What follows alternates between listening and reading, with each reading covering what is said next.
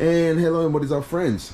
Today I'm going to be starting a complete new growth season, and I'm going to be doing it inside of the garage. Definitely not the most hospitable places, but I'm going to show you by the end of this video how that doesn't really matter, and you could get a great harvest out of a space like this.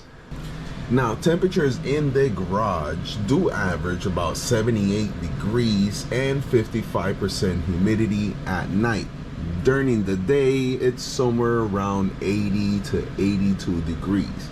Right now, it is nighttime, but for the plants that we're going to be having in this garage is going to be daytime, utilizing the cooler temperatures at night so we can have the light on inside of the tent.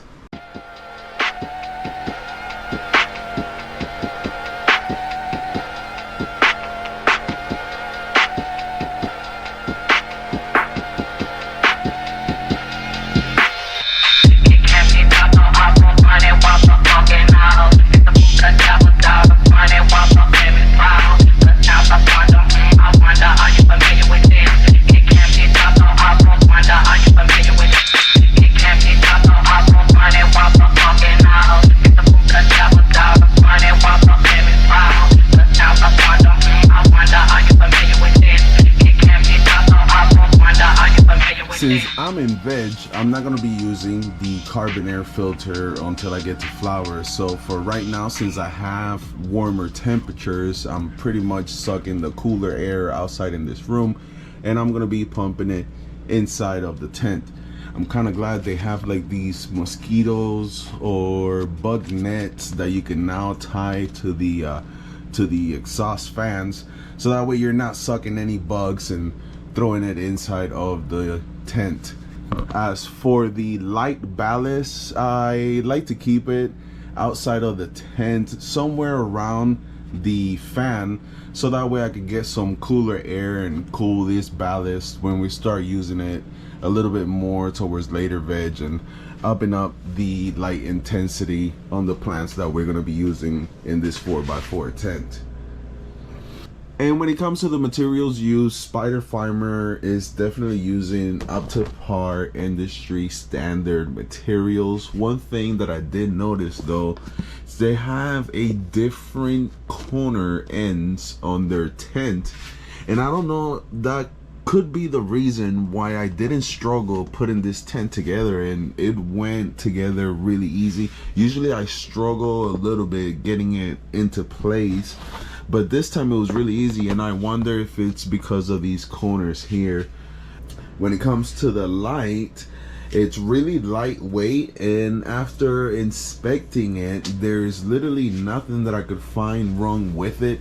I looked at every single diodes and the hinges and everything, and it just lines up perfectly. So good job on the quality control side of things. Now, one thing that I do like about this whole kit, it was really easy putting it together, and also it's going to be a pretty much a hands-free kind of grow. All I'm going to have to do is just a little bit of maintenance and water, because the fan, the light, and the exhaust temperature and all of that stuff, it's going to be controlled by this controller here that pretty much controls everything from temperature, humidity, your VPD. You're gonna have your light, ventilation, and your fan controlled with many different ways you could dial in exactly what you want. This is going to be a pretty simple grow. Now, there is a bunch of different modes that you could choose, from the light all the way down to what kind of ventilation you want, and it specifically dials into the PPFD. When if you're really into that, this is one of, actually this is the only time I've seen it offer as a choice to measure light intensity and what do you want to give your plants. So I will be messing around with that, giving a different PPFD during different times of day, and messing around with their light schedule and stuff like that. You could go from time dimming to time PPFD to manual. Right now I have it on manual, but I will go through all those settings. Overall, I have everything ready to go and put plants in here with the fan at, let's see, ventilation at 25%, but I'll probably do 35 to 40% of airflow going in at all times. The fan, right now I have it on level 1, which is should be plenty. The plants that I'm going to put in there are kind of small right now, so on level 1 it should be fine. The running speed and the oscillation are both on level 1, but you could like really control the settings of the fan. And when it comes to the heater, which is another option that's in here, I'm not running any heater, and by the time I get to flower, I don't think I'm gonna need one, so I'm not too worried on that side. But yeah, this thing, I am gonna go through it and check out everything that it offers, because there is a lot of settings, alarms and stuff. You could really dial this in to where it's more like a hands-free. You only have to come in here to do a little maintenance and water and stuff. But overall, this has a lot of features that I haven't seen other companies include in their options, so I'm gonna do a little bit of the deeper dive into that. For the most part, everything is just gonna stay like this for now. The exhaust fan's gonna stay up there, that's gonna stay here, and I'm gonna be running 4 plants in this tent, and I'm gonna probably more than likely do a 2.5 week veg and then flip them to flower, and we'll see what we could get out of this space here. I'm thinking, I don't know, a little bit over a pound, just like every other 4x4 that I've done.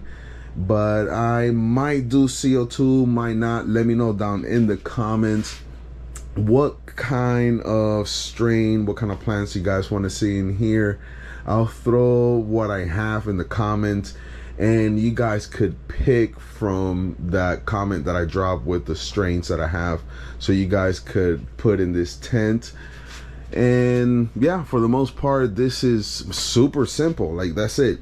All I have to do is put 4 plants in here, close this tent, and yeah, I'm on my way to getting some weight out of this setup. And kind of interested because I've never used these products before, at least from Spider Farmer, but I mean, they all look really good. The material that they've built is pretty good, so I'm kind of interested to see how long they last. And all right, friends, I think that's gonna do it for this video.